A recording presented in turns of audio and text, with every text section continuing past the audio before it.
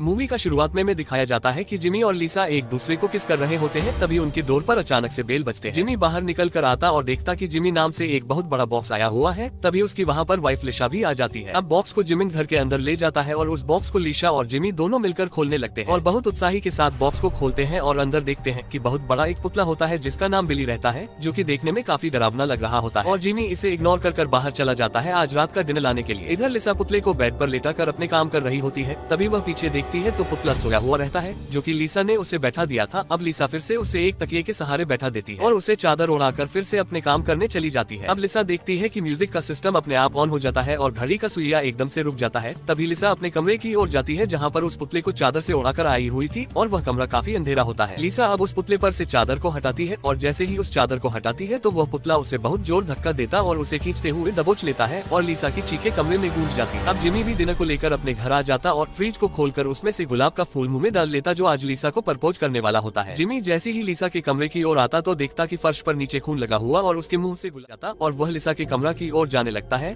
तभी वह देखता है कि कमरा बहुत अंधेरा होता है और उस बेड पर चादर ओढ़ाया हुआ रहता है और जिमी उसे हटाता है और देखता है कि वह लिसा होती है जिसका खून हो चुका है। अब जिमी के घर पुलिस आ जाता है और लिसा की लाश को पोस्टमार्टम के लिए ले जाते हैं और पुलिस करता है कि यह सब कैसे हुआ और वह जिमी बोलता है कि उस पुतला ने लिसा को मारा है। लेकिन पुलिस जिमी पर विश्वास नहीं करता और उसे बोलता है कि मैं तुम पर निगरानी रखूंगा और जिमी को छोड़ देता है। अब जिमी अपने घर आ जाता और जिस बॉक्स में पुतला आया था उस बॉक्स को अच्छी तरह से चेक करता है और वह देखता है कि उसमें लिखा रहता है मैरिसो बिल्ली। तभी जिमी अपने गाड़ी को लेकर और उस पुतला को साथ में लेकर मैरिसो बिल्ली के बारे में जानने के लिए। जिमी के डैड बहुत बड़े बंगले में रहते थे, लेकिन जिमी अपने डैड से बात नहीं करता है और बहुत दिन बाद अपने डैड के घर आता है जो उसे मैरिसो के बारे में जानना था और दरवाजे को पीटता है। तभी उसकी सौतेली माँ एला आ जाती है और उसको डैड के पास ले जाती है। तभी वह जिमी इतना बड़ा घर देखकर हैरान हो जाता और एला ले जाती है और जिमी अपने डैड से पूछता आपको क्या हुआ, और डैड बोलते कुछ नहीं। तभी जिमी अपने डैड से पूछता है कि मैरिसो कविता के बारे में आप क्या जानते हैं। तभी एला फट से जवाब देती है वह एक बच्चे को डराने वाली बस एक कविता है और जिमी एला से पूछता है कि तुम्हें कैसे पता। दोस्तों, अगर इस मूवी का सेकंड पार्ट चाहिए तो कमेंट में सेकंड पार्ट लिख देना।